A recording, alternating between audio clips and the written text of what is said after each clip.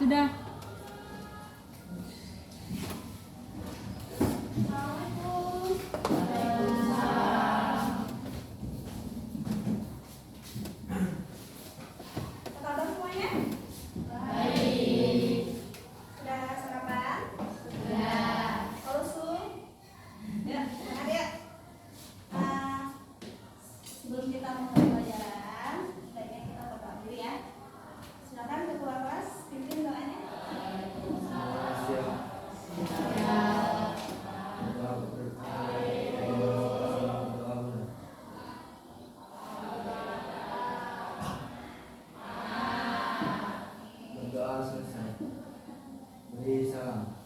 Assalamualaikum warahmatullahi wabarakatuh. Waalaikumsalam warahmatullahi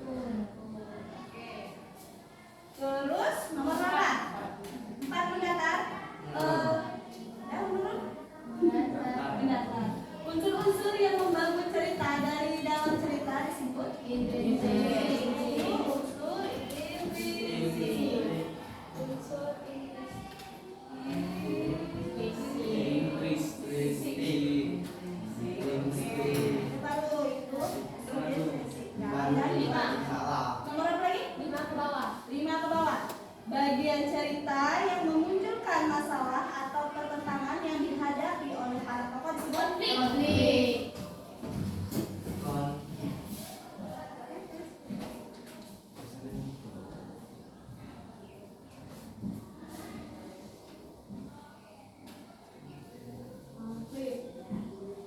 Oke. Selanjutnya nomor 6. 6 mendatar menurun Datar. datar. Aturan-aturan yang digunakan penulis dalam menggunakan bahasa untuk membangun cerita disebut Gaya bahasa. Apa yang nulis? Api. Bil?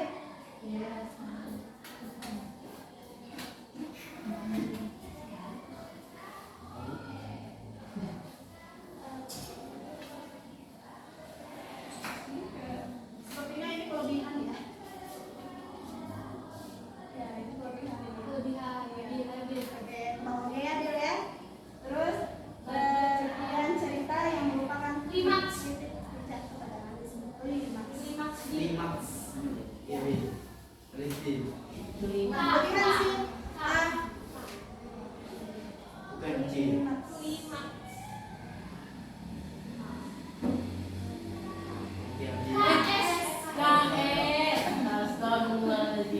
Oke, itu sepertinya kelebihan satu. KS. KS. Oke.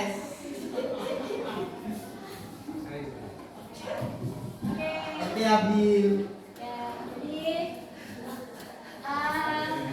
di materi sebelumnya kita sudah mempelajari tentang struktur, terus juga unsur pembangun kan. Unsur pembangun itu adalah unsur apa? Intrinsik dan ekstrinsik. Nah, di bagian terus ada apa lagi? Ingat nggak materi yang minggu lalu? Ciri-ciri, terus dan kaidah Bahasa. Ini kaidah kebahasaan.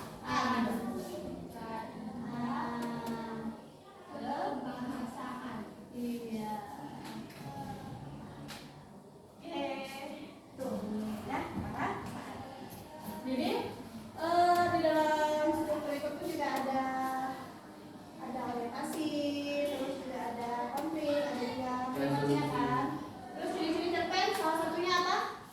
Ciri-ciri dari 10.000 kata. Terus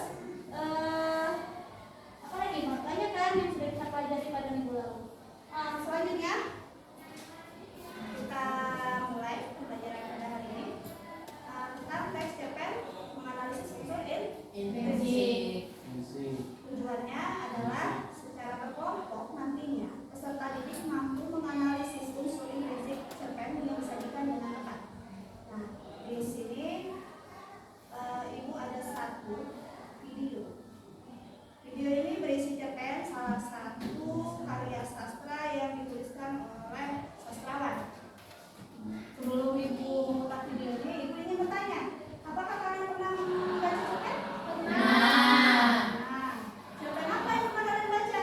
Air. Terus tukang tutur. Kalian juga tahu, banyak sekali kan karya sastra cerpen yang ada di Indonesia ini. Apa? Ada juga robohnya Suralkami, ya kan? Ya. Terus juga tentunya di balik itu semua ada penulis yang membuatnya. Siapa penulis yang kalian idolakan? Ada Terus terus Naimul Gibran, terus Putu Wijaya, Akan Nafis, banyak ya sastrawan lainnya. Nah, di sini ibu mengambil satu video cerpen dari Putu Wijaya. Putu Wijaya ini seorang sastrawan yang sudah berumur 80 tahun, berasal dari Bali, dan beliau itu salah satu sastrawan yang serba bisa. Bisa jadi penulis, bisa jadi sutradara, dan banyak lagi bisa-bisanya ya kan. Terus ini adalah salah satu video yang harus kalian simak sampai selesai ya, disimak ya. Nah, nanti setelah ini ibu akan bertanya,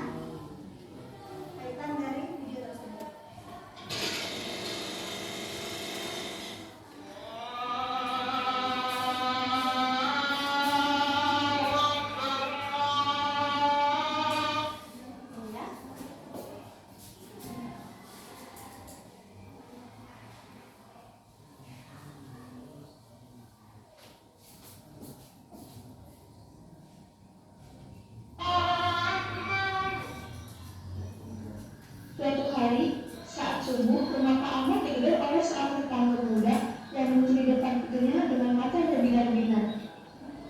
Assalamualaikum, Ahmad. Ahmad.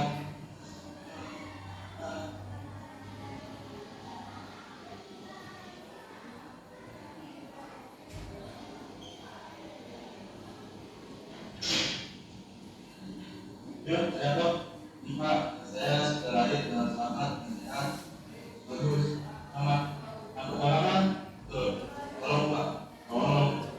Tolong beri nama anak saya karena anak saya belum punya nama. Kasih nama Kartini saja. Kartini. Iya, gak usah mulu. Apa artinya nama? Yang penting kamu bisa mendidik anak kamu dengan baik dan anak kamu bisa berjasa bagi orang lain. Kartini cukup nama yang bagus Pak. Baik, kalau gitu, makasih Pak. Terima kasih.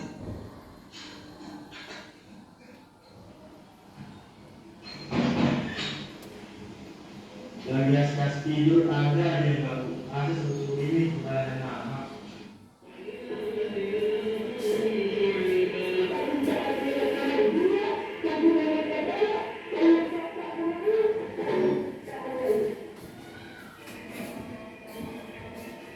Bapak perempuan.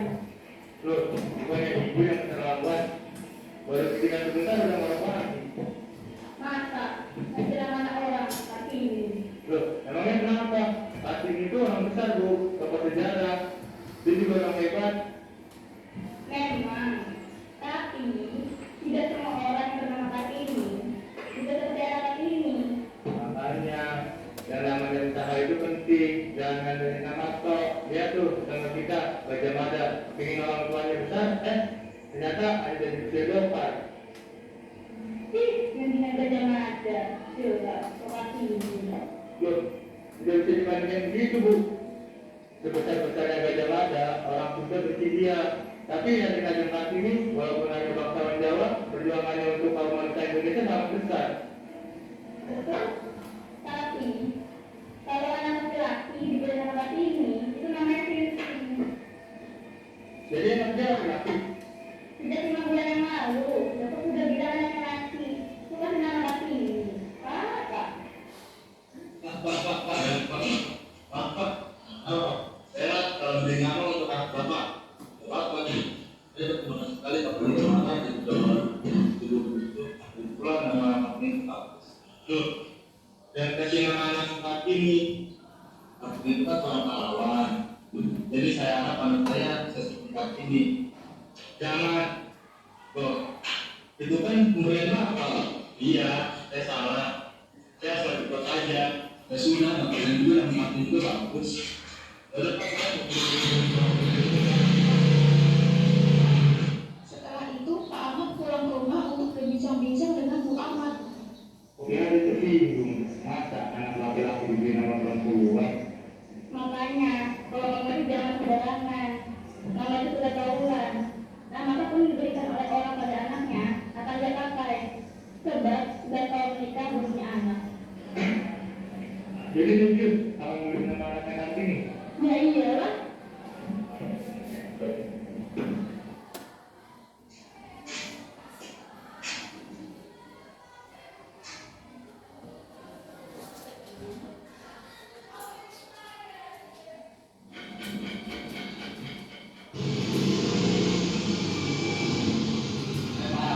Gus, kenapa Pak? Tadi Kartini menemui Bapak. Siapa? Kanjeng Kartini. Oh, kata dia, boleh lanjutkan perjuanganku membebaskan perempuan di Indonesia dari pembebasan. Tapi hakikatnya perempuan tetaplah perempuan dan lelaki tetaplah lelaki. Kamu tidak boleh mengambil keduanya. Kalau kamu mengubah hakikat tersebut, kamu sudah menodai perjuanganku. Saya menurutnya masuk Ahmad. Jadi jangan beri nama anak Kartini. Kalau tidak bisa Pak, itu tidak tercatat dalam akta kelahiran. Tapi kamu sudah mengubah hakikat tersebut. Kalau kata siapa? Anak saya laki, anak saya perempuan. Tidak seperti yang diprediksikan oleh dokter. Jadi seperti itu. Iya Pak. Oh, tidak. Saya bilangnya. Iya Pak. Pak Ahmad pun merasa lebih lega ketika mengetahui bahwa anak dari tetangga muda tersebut berjenis kelamin perempuan. Kemudian Pak Ahmad bergegas pulang ke rumahnya.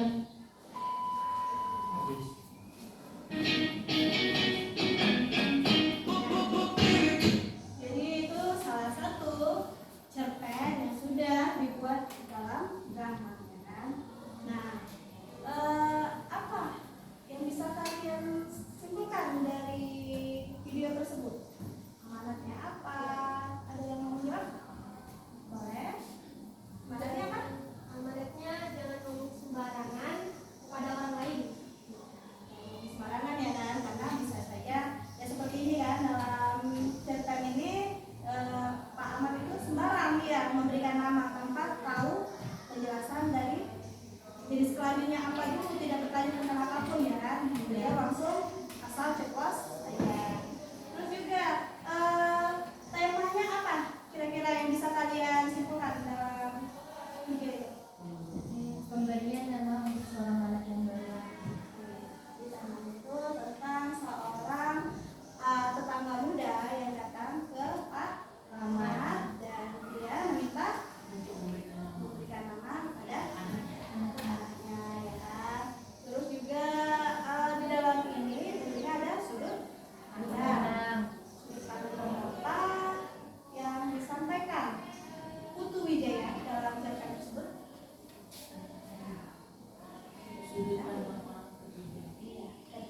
Karena ya ditandai dengan sudut nama ya kan. Biasanya kalau sudut pandang pertama itu sudut pandang ketiga ini yaitu dengan penyebutan nama. Terus juga apa lagi? Ada unsur di dalamnya. Latar Latarnya di mana? di rumah, juga di depan Ini salah satunya kan di depan tetangga ya. Terus untuk alurnya bagaimana? alurnya maju. Majunya kan ceritanya ke depan ya, berapa ke depan, bukan mengulang mundur, maju mundur ya kan. Bagus. Terus untuk gaya bahasanya ada tidak di dalam tersebut? Ada. Salah satunya apa? Baca metafora. Metafora. Terus satu lagi ada nggak? Ada. Kata sinting itu termasuk majas apa? Masa kasmi. Iya, kasmi. Jadi ada tadi di bagian apa tadi ya?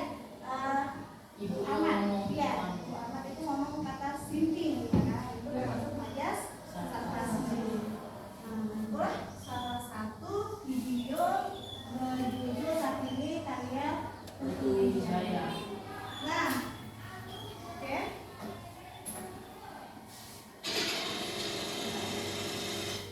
Oke, di sini Ibu akan memberikan KPD lembaga kerja.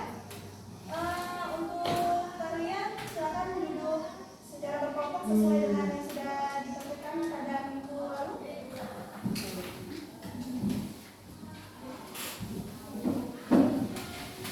Bedanya ibu yang di bidang.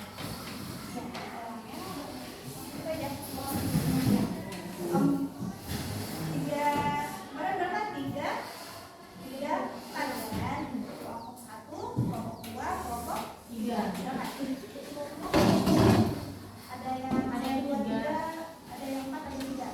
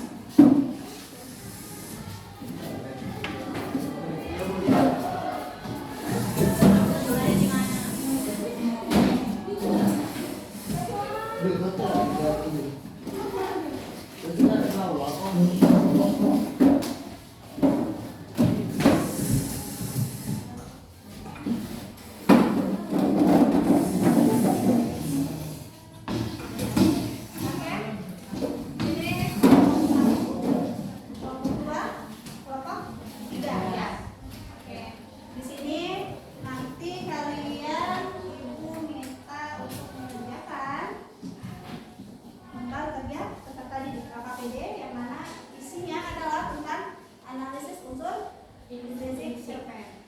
Nah, di sini ada barcode untuk teks cerpennya. Silakan nanti kalian pindai di gawai masing-masing dan nanti kalian baca dulu petunjuknya.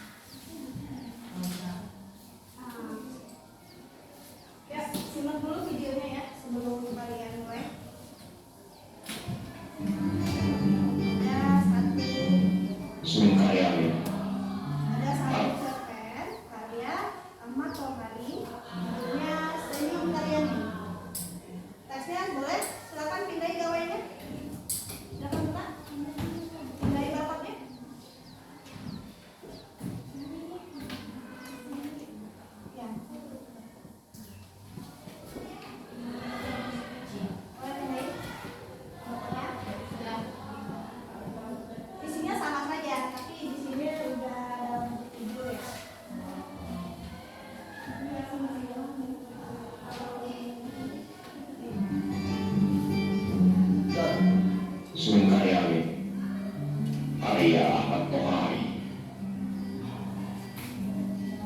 Si para udang kembali melintas cepat dengan suara mencecet. Karyamin tak lagi membencinya karena sadar burung yang demikian sibuk pasti sedang mencari makan buat anak-anaknya dalam sarang. Karyamin membayangkan anak-anak di sarang udang sedang meringkuk lemah dalam sarang. Angin kembali bertiup, daun-daun jati berterbangan dan beberapa di antaranya jatuh ke permukaan sungai. Daun-daun itu selalu saja bergerak menentang arus karena dorongan angin. Jadi, kamu semua tak mau makan? Tanya Saidah ketika melihat Karyamin bangkit. Tidak. Kalau kamu tak tahan melihat aku lapar, aku pun tak tega melihat kamu habiskan utang-utangku dan kawan-kawan. Iya, tetapi Saidah menentus kata-katanya sendiri karena Karyamin sudah berjalan jauh. Tapi Saidah masih sempat melihat Karyamin melelehkan kepala sambil tersenyum, sambil menelan ludah berulang-ulang. Ada yang menggandali tenggorokan dan tak berhasil didorongnya ke dalam. Diperhatikannya Karyamin yang berjalan melalui lorong liat sepanjang tepi sungai. Kawan-kawan Karyamin menyeru-nyeru dengan segala macam suara yang cabul. Tetapi Karyamin hanya sekali berhenti dan menoleh sambil melempar senyum. Sebelum naik meninggalkan pelataran sungai, mata Karyamin menangkap sesuatu yang bergerak pada sebuah ranting yang menggantung di atas air. Oh, si para udang. Punggungnya biru mengkilap, dadanya putih bersih, dan paruhnya merah saga. Tiba-tiba burung itu menukik, menyambar ikan kepala timah sehingga air berkecipak. Dengan bangsa di paruhnya, burung itu meleset melintas para pencari batu. Naik menghindari rumpun gelaran dan lenyap di balik gerombolan pandan. Ada rasa iri di hati Karyamin, tapi dia hanya bisa tersenyum sambil melihat dua keranjangnya yang kosong. Sesungguhnya Karyamin tidak tahu betul mengapa dia harus pulang. Di rumahnya tak ada sesuatu yang mengusir suara kriuk dari lambungnya. Istrinya juga tak perlu khawatir. Oh iya, Karyamin ingat bahwa istrinya memang hanya menjadikan alasan buat pulang. Semalaman, istrinya tak bisa tidur lantaran bisul di puncak pantoknya. Boleh kan?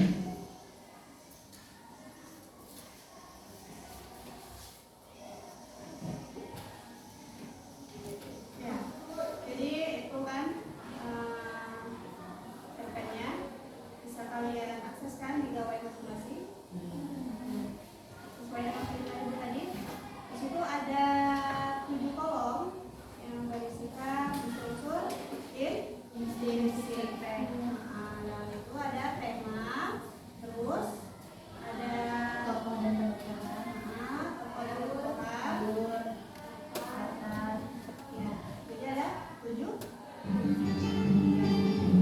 Maka, tiba-tiba burung itu menukik, menyambar ikan kepala timah sehingga air berkecipak. Dengan bangsa di paruhnya, burung itu meleset melintas para pencari batu. Naik menghindari rumpun gelaran.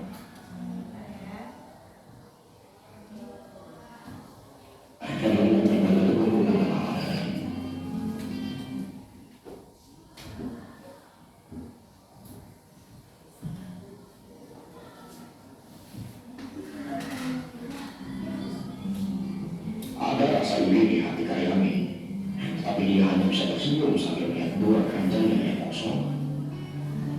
Sesungguhnya Karyamin tidak tahu betul mengapa dia harus pulang. Di rumahnya tak ada sesuatu yang mengusir suara kriuk dari lambungnya. Istrinya juga tak perlu khawatir. Oh iya, Karyamin ingat bahwa istrinya memang hanya menjadikan alasan buat pulang. Semalaman, istrinya tak bisa tidur lantaran bisul di puncak pantoknya. Oleh karena itu, apa salahnya bila aku pulang buat menemani istriku yang lainnya? Karyamin mencoba berjalan lebih cepat, meskipun kadang secara tiba-tiba banyak kunang-kunang menyerbu dalam rongga matanya. Setelah melintas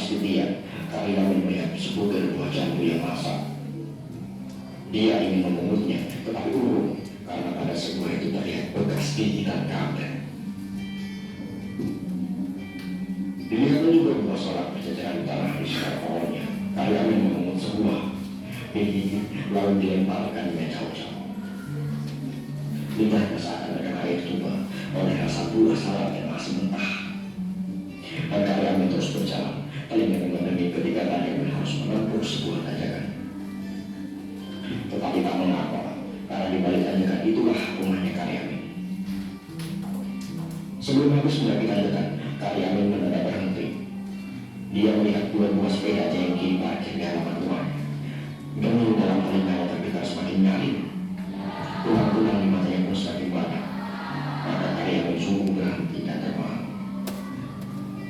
Dibayangkan istrinya yang sedang sakit harus menghadapi dua penagih bank harian. Padahal karyawan tahu istrinya tidak mampu membayar kewajiban hari ini, hari esok, hari lusa dan entah kapan. Seperti entah kapan datangnya pula yang telah setelah bulan membawa batunya. Masih dengan sibuk dan kurang di matanya, karyawan mulai berpikir apa perlunya dia pulang. Dia merasa pasti tak bisa menolong keadaan, atau setidaknya menolong istrinya yang sedang menghadapi dua penagih bank harian. Maka pelan-pelan karyawan membalikan badan, siap kembali turun. Namun di bawah sana karyawan melihat seorang laki dengan baju batik. Kopiahnya yang mulai botak kemerahan, meyakinkan karyawan bahwa laki itu adalah papamu. Cari kamu di rumah gak ada, di pangkalan batu gak ada. Oh, kamu mau menghindar, mau menghindar. Dan yo, kamu memang beliau nih. Dalam 3 bulan ini hanya kamu yang belum berpartisipasi, hanya kamu yang belum setor uang dana Afrika, dana untuk menolong orang-orang yang kelaparan di sana. Nah, saya kira nih, sekarang ini hari terakhir. Aku tak mau lebih lama aku bersunyi. Karyawan mendengar suara napas sendiri, samar-samar karyawan juga mendengar detak jantung sendiri, tetapi karyawan tidak melihat bibir sendiri yang mulai menungging senyum. Senyum yang sangat baik untuk mewakili kesadaran serta situasi yang harus dihadapinya. Sayangnya papa malah menjadi marah oleh senyuman karyawan. Loh, men, ya kok senyum-senyum? Kamu mau hina aku ya? Tidak, Pak. Sudah, saya tidak bermaksud seperti itu. Kalau tidak, kenapa kamu tersenyum begitu? Ayo cepat, mana kamu? Jangan banyak alasan. Kali ini karyawan tidak hanya tersenyum, melainkan tertawa keras. Demikian keras sehingga mengundang 1000 lembah masuk ke telinganya, 1000 bulan-bulan masuk ke matanya.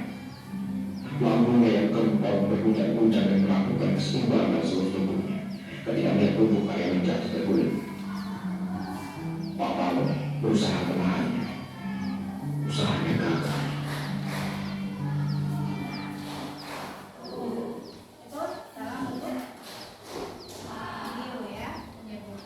Jadi nanti kalian analisis. Ibu minta juga pembuktian kalimatnya ya, yang mana tema, yang mana tokohnya siapa aja, dibuktikan ada kalimat apa gitu ya. Nah, boleh silakan kerjakan secara berkelompok.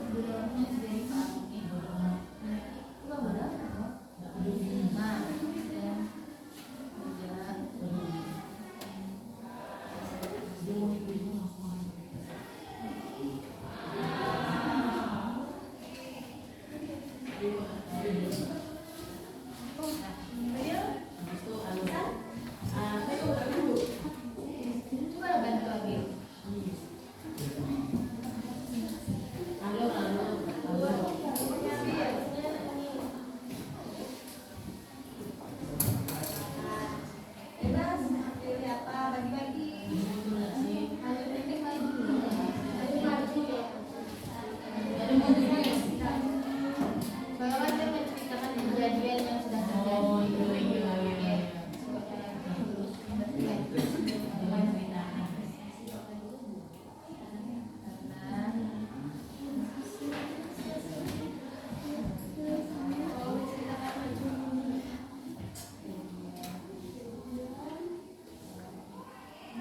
Gimana? Kamu tiga bisa? Kalau ada kesulitan, Latarnya ini di sungai. tidak. Dia ada latar tempat. Iya di sungai. Bagi-bagi lah ini. Nanti pagi bagian latar. Latar apa? Latar tempat. Nah, itu nanti ditulis ya. Dan suasananya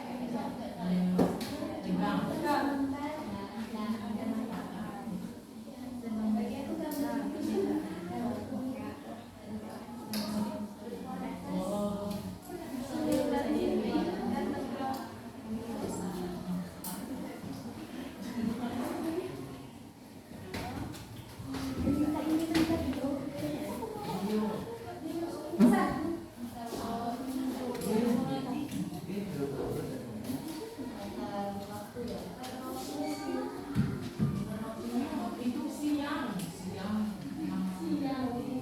Semuanya dari sini pagi hari pagi hari. Soalnya kan dia bilang tadi kan ini meskipun demikian pagi ini nanti masa pagi baik sih kan itu tertarik ke tempat sini. Oh berarti sore juga.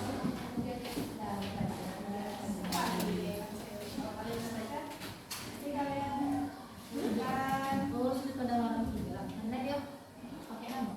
Iya.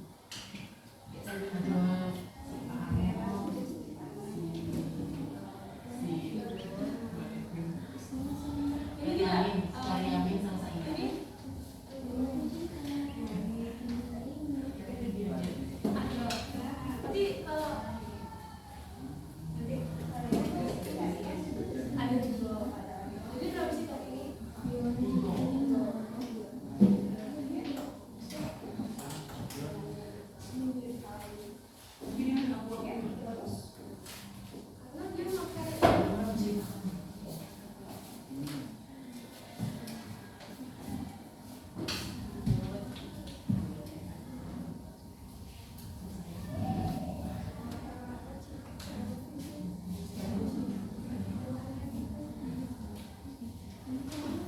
Amanat yang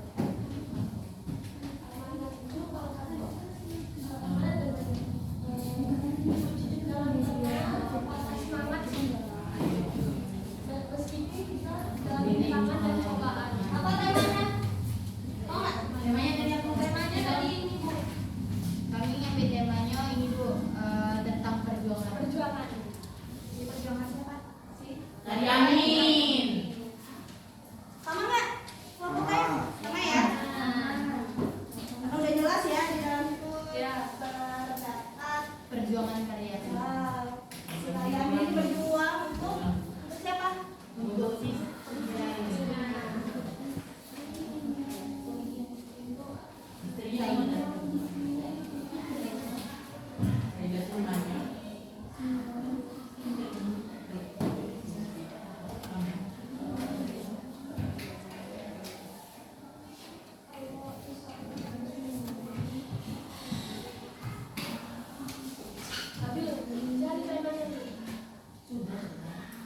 Amanat.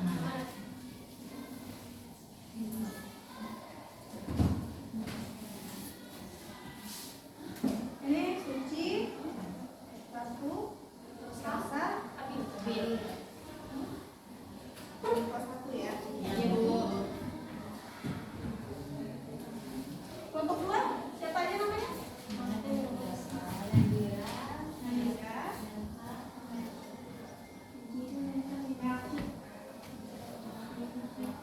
dan kelompok 3 ada Panji. Terus siapa lagi? Muda. Iya.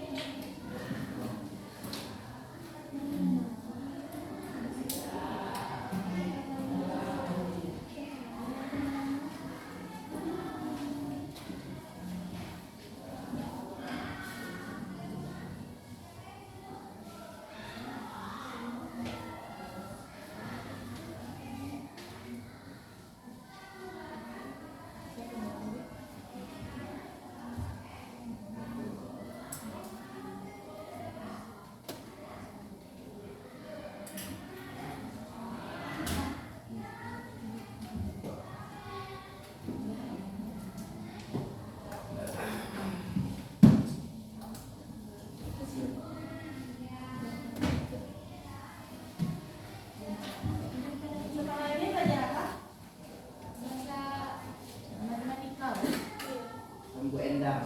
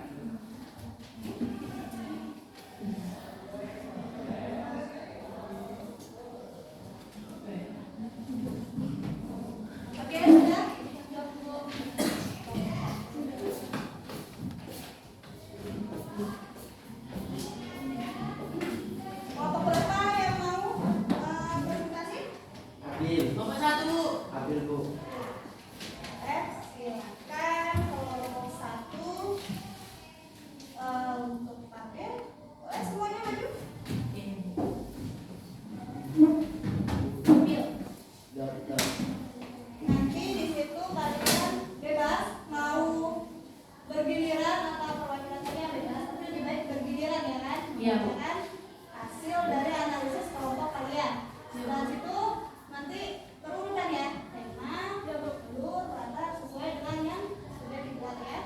Dan bacanya pelan-pelan aja, dikutipkan mana dan jelaskan mengapanya ya. Boleh? Ya, perkenalkan ya, seperti ini dibaca semua. Semuanya ya. Oke, sampai sudah kalian kerjakan. Assalamualaikum warahmatullahi wabarakatuh. Waalaikumsalam warahmatullahi wabarakatuh. Selamat pagi teman-teman semua. Di sini kami Ya, akan mempresentasikan analisis unsur intrinsik cerita pendek Senyum Karyamin karya Ahmad Tohari. Bu, perkenalkan. Ya, boleh sudah kenal. perkenalkan nama saya Rosa Hussein Sinar. Saya Zahra Tushita Syawalia. Saya Siti Ramadhani. Saya begitu. Nah, di sini temanya tema dalam cerita pendek Senyum Karyamin karya Ahmad Tohari adalah tentang perjuangan. Kutipan yang membuktikannya ialah Karyamin hanya tersenyum, lalu bangkit meski kepalanya pusing dan langit seakan berputar. Diambilnya keranjang dan pikulan, kemudian Karyamin berjalan menanjaki tanjakan.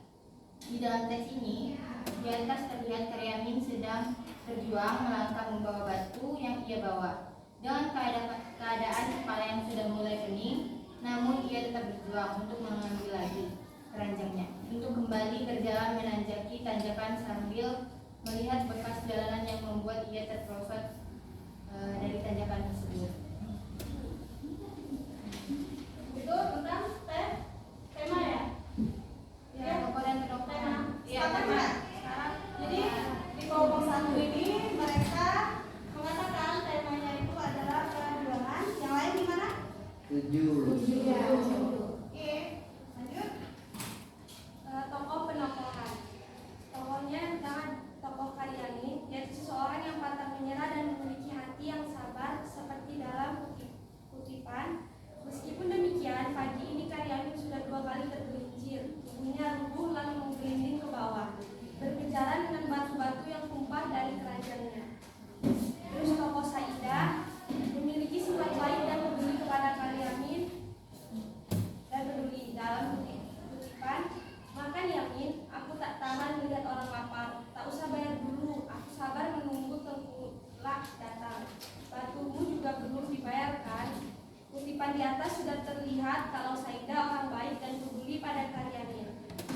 Meskipun Karyamin tidak punya uang untuk makan dan masih memiliki hutang pada Saidah, tapi Saidah tetap menawarkan makan dan tidak tega melihat Karyamin kelaparan. Yang ketiga ada tokoh Pak Pamo, seorang laki-laki yang memiliki sifat tegas, kurang baik dan tidak mau tahu keadaan seorang seperti dalam kutipan berikut. Ya, kamu yang membeli di gerumbul ini hanya kamu yang belum berpartisipasi. Hanya kamu yang belum setor uang dana Afrika, dana untuk menolong orang-orang yang kelaparan di sana. Nah, sekarang hari terakhir. Aku tak mau lebih lama kau bersulit. Terlihat sekali kalau Pak Pamong, orang yang kurang baik, tidak tahu kalau Karyamin dalam keadaan kelelahan. Pak Pamong langsung menagih dana sumbangan padahal Karyamin itu orang yang bukan berpikir.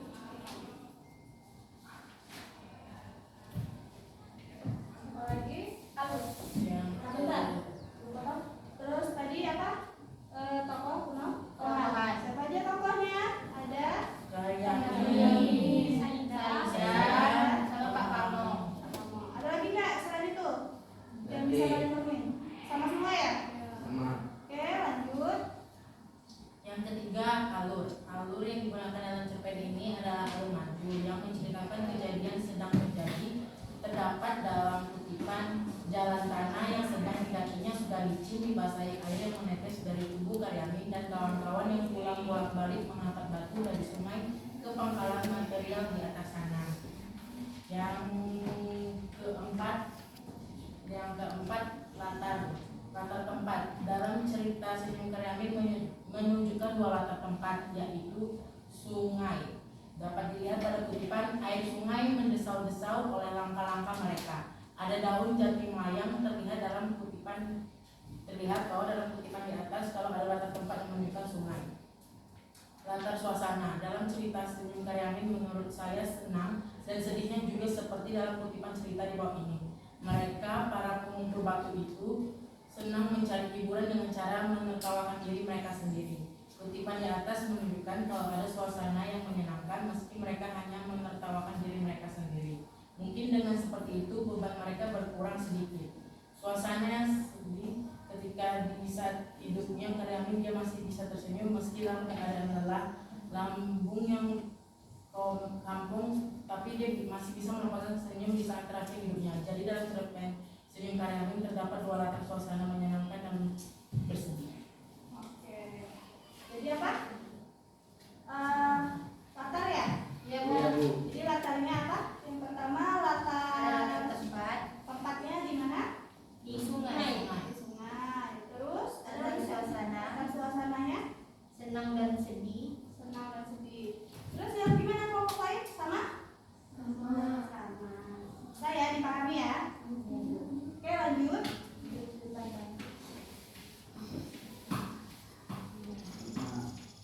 Lima, sudut pandang. Sudut pandang dari cerita Senyum Karyamin menurut kelompok kami adalah sudut pandang orang ketiga sebagai pengamat dari cerita Senyum Karyamin, karena penulis hanya menyampaikan dengan nama-nama tokoh yang ada di dalamnya dan tidak terlibat langsung di dalamnya. Ya, betul. Jadi sudut pandangnya itu adalah sudut pandang orang Ketiga. Kan dengan penulis tersebut menuliskan nama Karyamin, terus saya dan jadi tidak ada kata aku, kamu, dia dan sebagainya ya kan. Jadi tidak ada sudut pandang pertama dan kedua di dalam cerpen tersebut. Ya, boleh selanjutnya. Selanjutnya keenam ada amanat. Amanat yang terkandung dalam cerita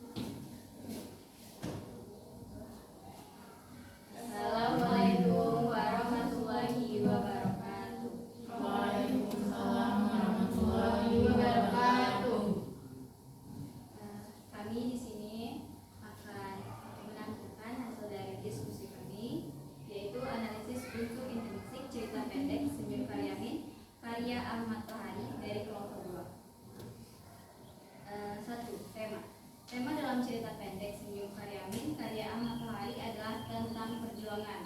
Kutipannya yaitu, meskipun demikian, pagi ini Karyamin sudah 2 kali tergelincir. Tubuhnya rubuh lalu menggelinding ke bawah, berkejaran dengan batu-batu yang ditimpah dari keranjangnya. Dibayangkan istrinya yang sedang sakit harus menghadapi 2 penagih bank harian. Padahal Karyamin tahu istrinya tidak mampu membayar kewajibannya hari ini, hari esok, hari lusa, dan entah hingga kapan, seperti entah kapan datangnya tengkulak yang telah setengah bulan membawa baginya. Kutipan di atas menggambarkan dalam menjalani hidup mereka, kaum kuli harus bekerja keras demi mencukupi kebutuhan keluarga dan membayar hutang yang kian hari kian menumpuk. 2. Alur.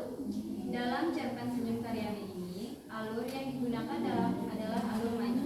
Dimulai dengan Karyamin memikul keranjang besi 1 kali, muncullah masalah yaitu ketika Karyamin sudah tergelincir 2 kali sehari. Ketegangan terjadi saat teman-teman Karyamin menakut-nakuti Karyamin mengenai petugas bank harian. Ketegangan terjadi saat Karyamin membayangkan istrinya yang sedang sakit menghadapi petugas bank harian. Selanjutnya yaitu klimaks. Ketika Karyamin sampai di depan rumahnya dan bertemu Pak Pamong yang meminta dana sumbangan, kemudian ditanggapi Karyamin dengan tertawa keras-keras lalu terjatuh dari atas tebing. Oke, bentar. Tadi temanya kita perjuangan ya, sama ya dengan kelompok 1 tadi ya kan. Terus dibuktikan dengan di dalam teks tersebut terdapat kata-kata yang berisikan menggambarkan dalam menjalani hidup, ya kan, menjalani hidup dari seorang Karyamin, ya kan, seorang kuli yang harus bekerja keras demi mencukupi kebutuhan dan membayar hutang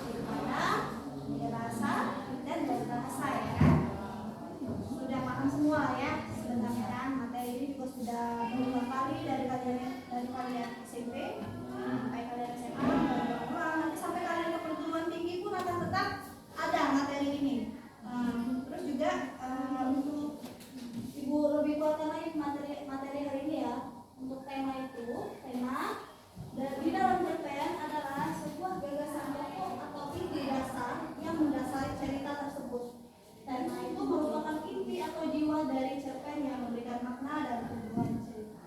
Tanpa tema berarti cerpen itu tidak bisa dikatakan cerpen juga karena tidak jelas gitu kan. Terus juga untuk alurnya, alur di dalam cerpen itu harus ada alur. Alur itu sebuah urutan peristiwa dalam sebuah cerita yang membentuk jaringan cerita yang utuh dan menarik. Alur cerita ini merupakan salah satu unsur terpenting dalam sebuah cerita karena menentukan bagaimana cerita bergerak dan bagaimana konflik itu berkembang. Alur ini ada 3 ya kan? Alur apa aja? Alur maju, alur mundur, alur campuran. Ya, alur maju itu alur cerita yang bergerak secara linear dan kronologis dari awal hingga akhir Cerita. Jadi 2 cerpen yang sudah Ibu tampilkan hari ini itu termasuk alurnya apa? Alur maju. Alur maju. Terus untuk alur mundur itu adalah alur cerita yang dimulai dari akhir cerita dan kemudian menceritakan lagi peristiwa-peristiwa sebelumnya. Itu makanya disebut alur mundur. Terus untuk alur campuran itu alur cerita yang menggabungkan alur maju dan alur mundur. Nah, jadi dia sudah bercerita ke depan, terus mundur lagi, terus cerita lagi ke depan, mundur lagi. Itu lah ya. Untuk latarnya itu latar cerita itu adalah unsur pembangun cerita yang menjelaskan di mana, kapan, dan bagaimana cerita tersebut terjadi. Kan? Terus di latar itu ada 3. Apa saja? Latar Tempat, latar suasana, dan latar waktu. Latar tempat itu yaitu tempat terjadinya peristiwa tersebut, ya kan? Terus kalau untuk latar waktu, kapan peristiwa tersebut terjadi, dan latar suasana itu sebuah gambaran keadaan di dalam cerpen tersebut, ya kan? Bagaimana emosional di dalam cerpen penulis tersebut dan yang ingin disampaikan penulis banyak sih dalam latar suasana itu, ya kan? Dan untuk tokoh atau penokohan, tokoh itu adalah pemeran Cerita. penokohan. Cara pengarang menggambarkan tokoh dalam Iya, cerita. jadi gambaran dari misalnya kayak tadi Karyamin, tokohnya ya kan, tokoh utama ya kan Karyamin. Jadi Karyamin itu merupakan tokoh utama yang memiliki sifat apa? Hati, ya kan? Bekerja keras, atau menyerah. Terus ada namanya sudut pandang. Sudut pandang ini dalam cerpen adalah, boleh baca? Sudut pandang dalam cerpen adalah posisi pengarang dalam menceritakan kisah dalam cerpen. Sudut pandang menentukan siapa yang menceritakan cerita, dari mana cerita dilihat, dan bagaimana informasi disampaikan kepada pembaca. Ada berapa sudut pandang? 3. Kan? Udah tahu semua ya? Ya. Jadi dari 2 cerpen yang Ibu tampilkan tadi, tidak ada satu cerpen yang menunjukkan sudut pandang pertama dan kedua. Jadi dia sudut pandang ketiga semua ya kan? Karena penulis di situ menuliskan nama, bukan menggunakan kata aku, dia, kamu, ya kan? Makanya disebut dengan sudut pandang orang ketiga. Terus yang terakhir, ini amanahnya ya, ya. Gaya bahasa. Gaya bahasa, ada yang bisa jawab, Panji? Boleh? Gaya apa ya? Oke, bacakan aja dari sini ya. Gaya bahasa itu adalah cara menggunakan bahasa yang tidak biasa untuk menghasilkan efek tertentu. Dalam cerpen, penggunaan gaya bahasa yang tepat dapat membuat cerita menjadi lebih hidup, menarik, dan Bermakna. Gaya bahasa tentunya kan udah tahu ya apa aja seperti si banyak lagi ya kan. Terus kalau amanat, apa amanat? Apa tuh? Di pesan dari cerita. Ya, pesan yang ingin disampaikan penulis dalam cerita kepada pembaca, ya kan? Jadi itulah materi pembelajaran kita hari ini tentang unsur implisit cerita. Terima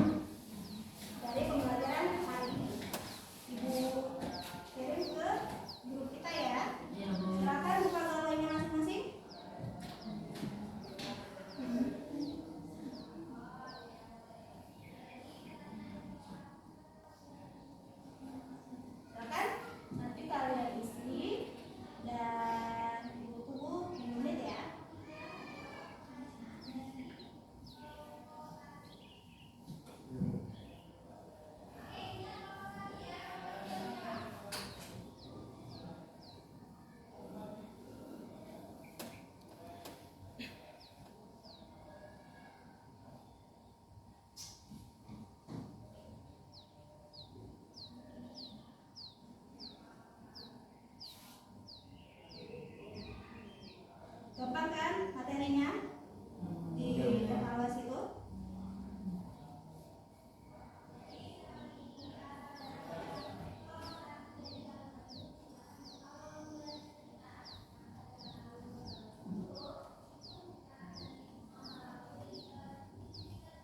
Tuh, ada juga di situ soalnya tentang sudut pandang yang menggunakan kata ganti aku dalam penceritaan disebut, kan? Sudah kita pelajari barisannya, kan? Apa? Sudut pandang apa? Pertama aku, kan?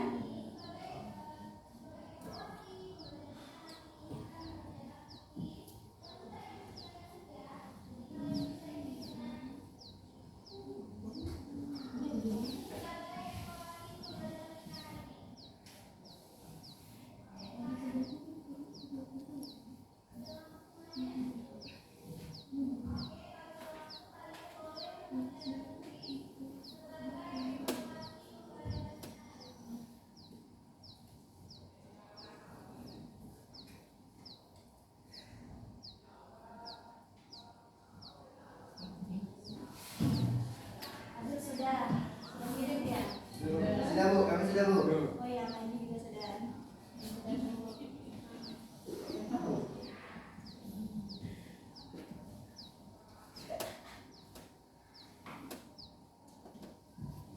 Ya, teman-teman yang lainnya. Oke, silakan.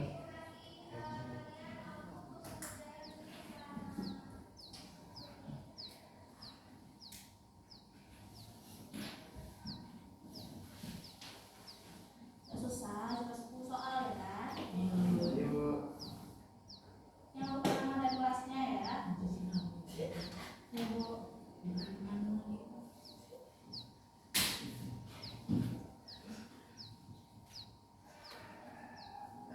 Ah, ini sudah.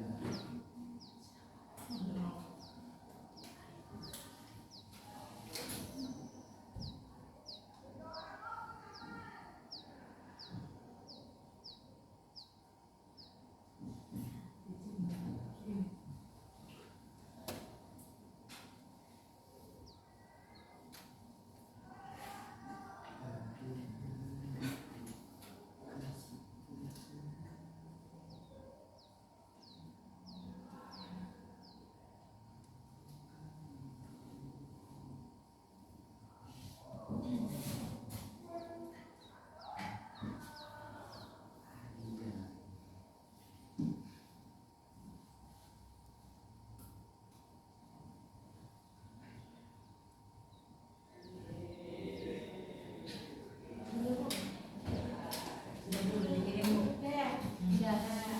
Oke. Sudah bisa semua jawab ya? Ibu, saya ibu cek dulu ya. Iya Bu. Bagus dan pindah dari Bu. Ada nilai 9. ya. Panji, Moda,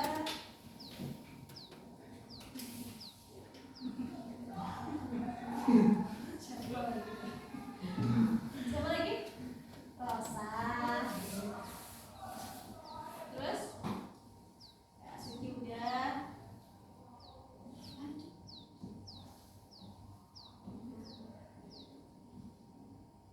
Nadira udah. Nova udah. Aisyah udah. Udah. Satu lagi, siapa?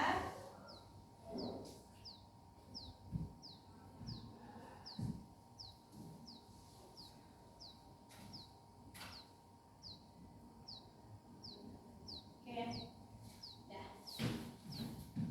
Jadi dari soal evaluasi tadi sudah kalian dapatkan juga kan dari materi sebelumnya, ya kan? Nah, gimana pembelajaran hari ini? Senang? Nah, nyambung nggak kira-kira? Nyambung. Ya, terus capek ya? Capek ya, udah siang hari ya, udah panas ya, udah berkeringat semua. Kira-kira ada yang mau ditanyain nggak? Apa yang belum kalian pahami dari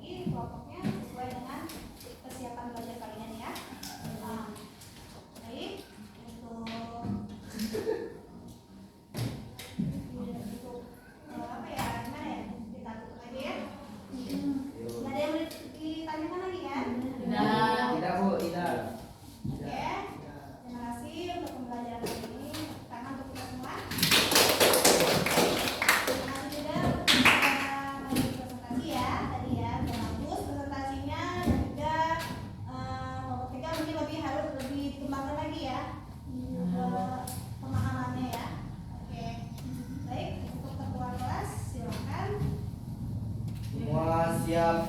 Siap.